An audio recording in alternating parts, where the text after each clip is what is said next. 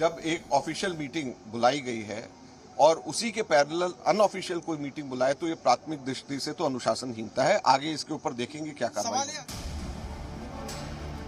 राजस्थान कांग्रेस में सियासी संकट लगातार जारी है। जहां एक और गहलोत खेमा सचिन पायलट को मुख्यमंत्री नहीं बनने देना चाहता, तो वहीं आला कमान ने भी अपना रुख कड़ा कर पायलट और गहलोत दोनों को दिल्ली तलब कर लिया है। लेकिन जिन लोगों ने पार्टी तोड़ने की कोशिश करी है, उनको किसी भी तरीके से बर्दाश्त नहीं किया जाएगा। उधर राजस्थान पहुंचे कांग्रेस पर्यवेक्षकों अजय माकन और मल्लिकार्जुन खड़गे को भी खाली हाथ दिल्ली लौटना पड़ेगा। गहलोत खेमे के विधायकों ने पर्यवेक्षकों से मिलने से इनकार कर दिया, जिसके बाद सोनिया ने दोनों को वापस दिल्ली लौटकर रिपोर्ट देने को कहा है। अशोक गहलोत का अब राष्ट्रीय अध्यक्ष ना बनना तय है। ये तो आम आदमी जानता है। एक बच्चे से पूछेंगे ना तो वो भी बता देगा। कितना एपिसोड होने के बाद कोई गुंजाइश नहीं बनती।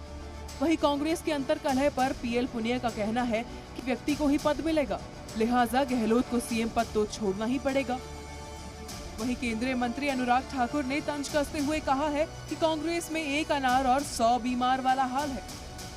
वन मैन वन पोस्ट, एक जो नेता होगा वो एक ही पद होगा। अगर जब राष्ट्रीय अध्यक्ष के रूप में निर्वाचित हो जाएंगे तो दूसरा पद छोड़ना होगा। कांग्रेस में ना दिशा है, ना नेता है और ना ही लगता है नेता की बात को कोई सुनने वाला है। ये तो कांग्रेस की हालत है। एक अनार 100 बीमार। राजस्थान कांग्रेस में जारी सियासी रण से पार्टी आला कमान नाराज है। प्रस्ताव पर शर्त को अनुशासनहीनता बता रही है।